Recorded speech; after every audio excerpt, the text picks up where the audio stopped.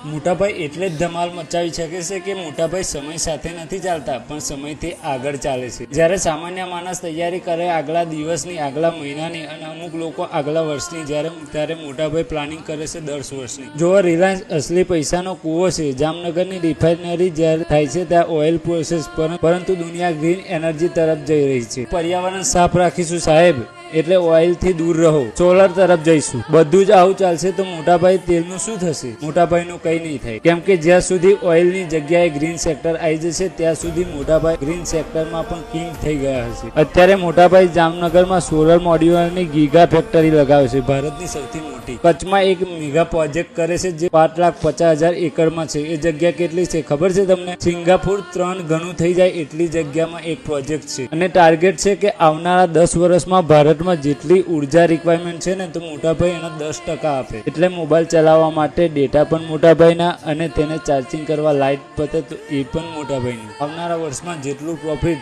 Oil રિફાઇનરીમાં કમાય છે એટલું જ પ્રોફિટ ગ્રીન સેક્ટરમાં પણ કમાશે મોટાભાઈ। એટલા માટે જ આટલા વર્ષોમાં ભારતમાં નંબર 1 રહ્યા છે, કારણ કે સમય સાથે નહીં પણ સમયથી આગળ ચાલે છે।